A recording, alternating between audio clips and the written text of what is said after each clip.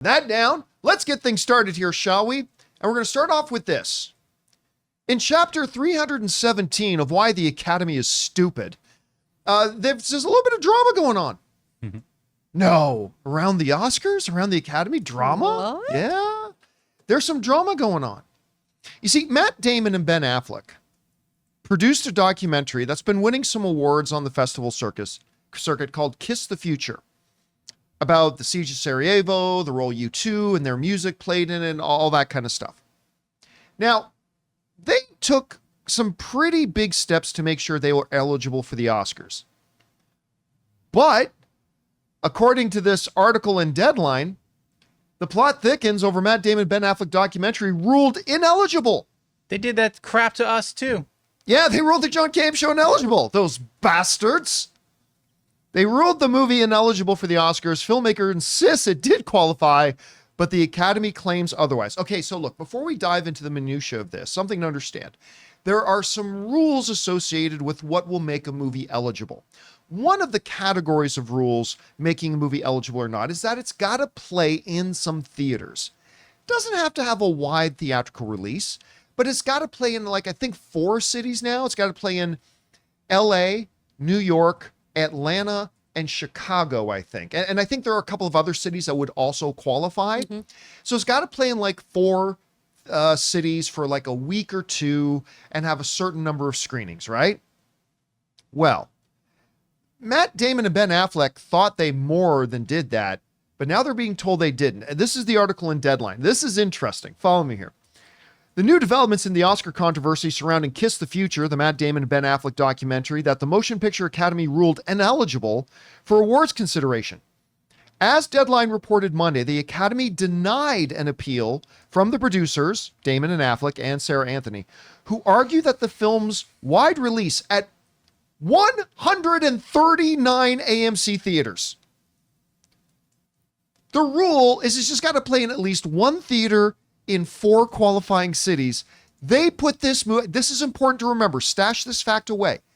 They played this movie in 139 cinemas, including screens in the qualifying markets of Los Angeles, New York, San Francisco, and Atlanta. And they argue it should make it Oscar eligible. The documentary branch executive committee countered that Kiss the Future only played twice a day in qualifying markets, not 3 times a day as stipulated under Rule 12 of the Oscar guidelines. Okay, so let's take a breath for a second and understand the context.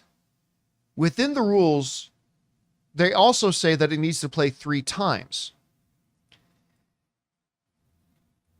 The filmmakers, as we'll read here in a second, are saying, we played way more than 3 times in each of the cities. And they're saying, yeah, but you didn't play it 3 times in each individual theater. Let's actually get their wording for this. Okay. There is no specific rule, said the director. The director of the film wrote to the Academy and said, there is no specific rule stating that the required 3 daily screenings for Academy Award qualification must all occur in the same theater within a qualifying city. The director wrote to Natalie Wade, the Academy's Senior Director, Member Relations and Award Administration. The rule emphasizes that the film must play at least 3 times a day over a consecutive 7-day period in one of the qualifying U.S. metro areas. These cities include Los Angeles, New York, Chicago, Miami, Atlanta, and the San Francisco Bay Area. Kiss the Future played in all of those markets for 2 weeks and far exceeded the minimum requirement of screenings per day. All right.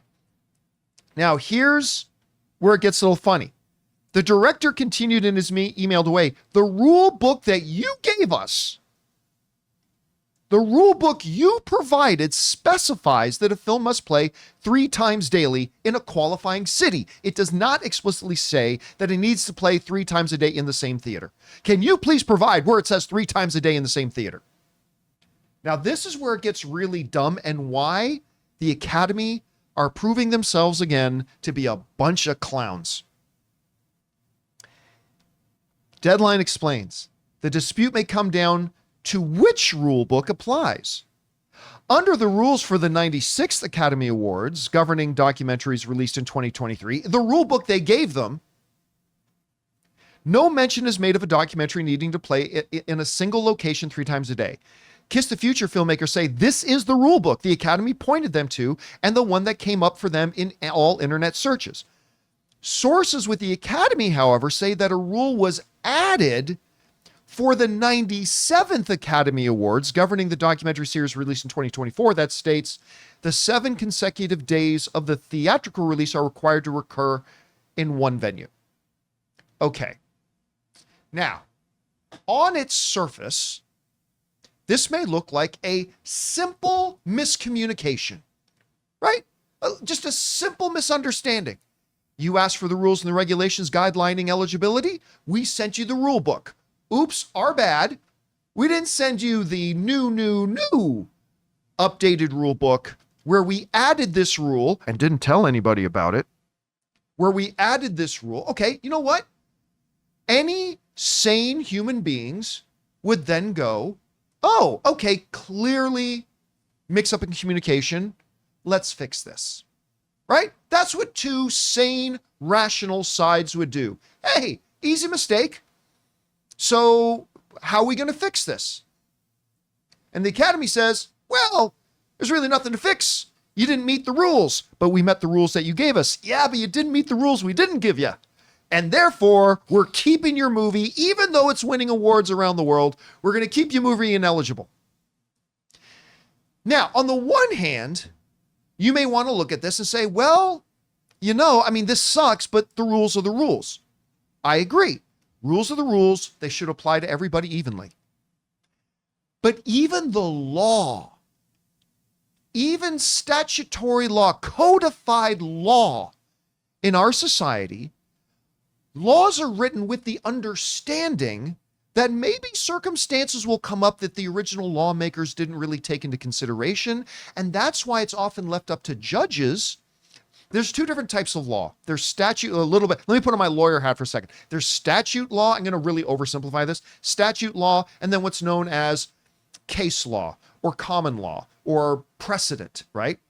So I'm just going to make this situation up again. I'm way oversimplifying this. But let's say the law says you cannot enter into another person's house without their permission. That's a weird one. That's a good one. That's a good rule. That's a good law, right? When they make that one. Why But don't I get to just walk into people's houses? What's wrong with you? we call that Canada. We just leave our doors unlocked in Canada. You guys are But crazy. we like living that way. Trust anyone. So now, so a defendant goes, well, yes, Your Honor, I did enter that house without that homeowner's permission. But a big guy in the street, against my will, grabbed me, put me in a headlock, and threw me through the door into that guy's house. Well, there's nothing in the law about that. So what a judge does is a judge will go, okay, this is clearly a situation where we need to interpret the law. And so the judge says, all right, you are going to be found not guilty because you clearly did not intend to enter this person's house. You were forced in there against your will. Now, in law, that becomes precedent so that if it happens again to somebody else, their lawyer can say, hey, another judge already ruled on this and said it's not his fault because he got headlocked and thrown in there. The point is that even the law is written and made with the understanding that sometimes we're going to have to interpret it. Mm-hmm. Sometimes we're going to have to take into consideration there might be circumstances that arise that we didn't think about when the laws were written, and therefore we need to address it because justice comes before law. Justice comes before law because justice is the purpose of the law. And while it is true that if the Academy has a set of rules that says everybody's got to abide by these, that's totally fair. But you also then have to have the common sense to say, well, there was clearly a mix-up here, and this is clearly a set of circumstances we didn't account for. So, if the Academy was sane and not a bunch of jackhammers, they would go, all right, allowing your movie to qualify would not provide your movie any unfair advantage over any other qualifying movie. You clearly exceeded the spirit of the law. Our rule says is just to make sure that films play in theaters. You played in 10 times more theaters than you needed to. You played in 10 times. You had 10 times more public screenings than is even required by the law. Clearly, you intended to meet the rules. clearly you exceeded the expectations and spirit of the rules, and clearly making your film eligible does not provide any unfair advantage to you over another film. Therefore, a common sense thing to this whole thing would be to say, hey, Ben Affleck and Matt Damon, yeah, this mistake got made. Let's make sure it doesn't get made again. But yes, clearly your film this year, we're going to make an exception, is eligible because that's the common sense thing to do. Rules are good. Rules serve a purpose. Rules give us all an even playing field. But common sense has to usurp that. Common sense has to take precedence over that. When clearly the purpose of the rule was met in spirit, and there was no intention to break the rule. They followed the guidelines you gave them.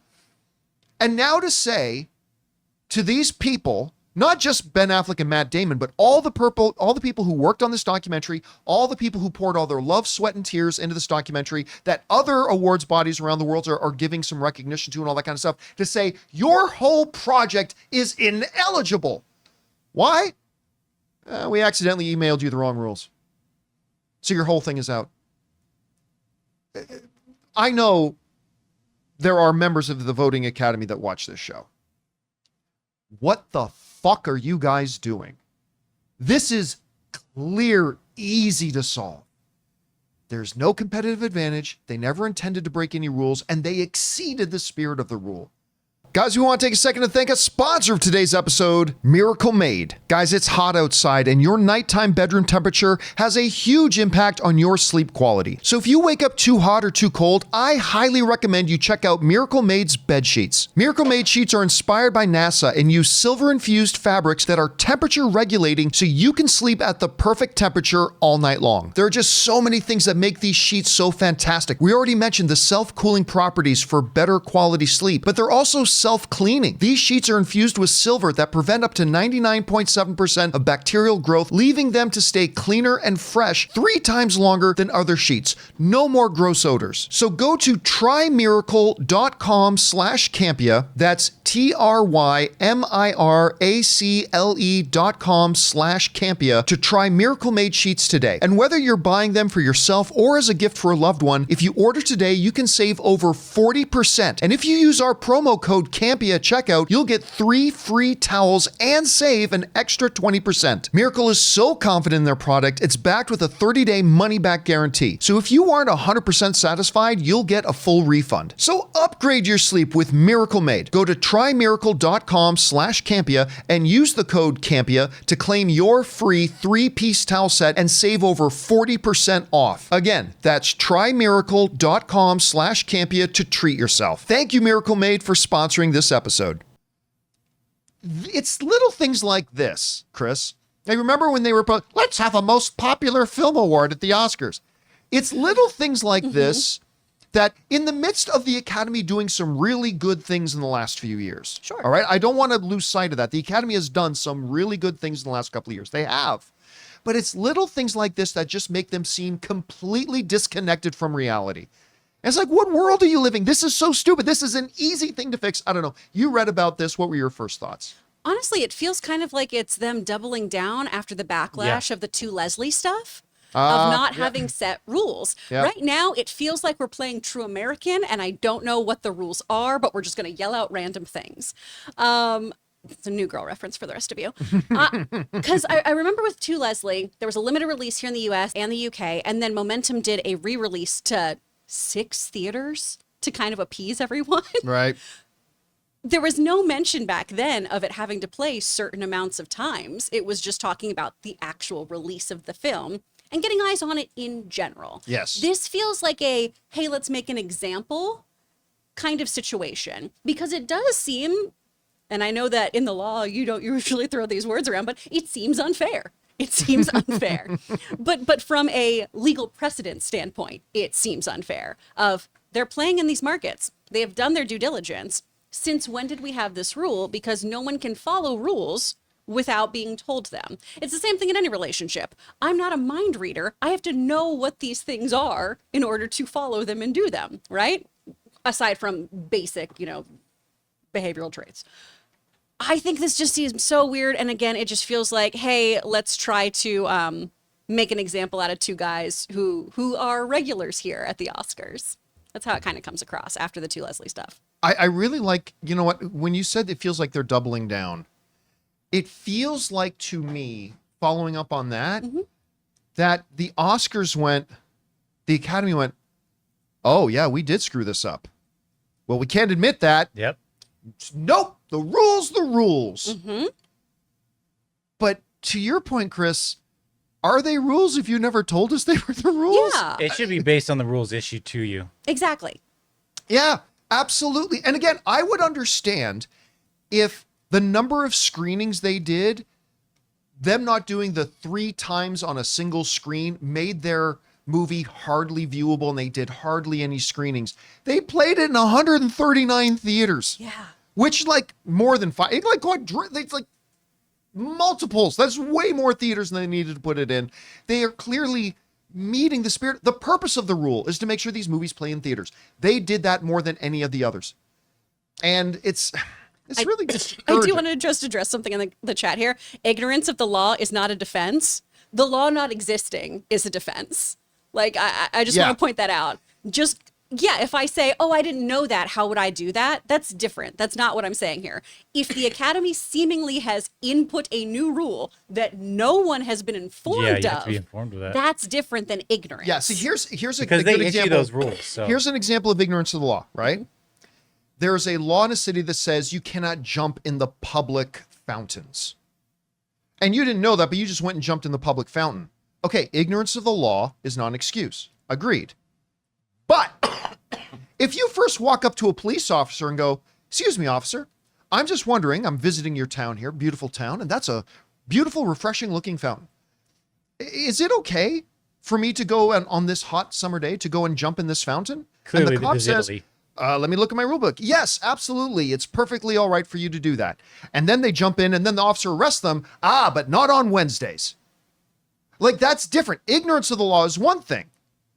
But when you beseech the lawmakers and they tell you how to follow the law, and then you do exactly what they say, and then they bang you down anyway, that's different from ignorance of the law.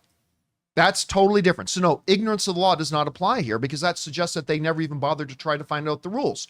They were given the rules, they followed the rules they were given, and they were still getting punished. That is different. Anyway, guys, question is for you.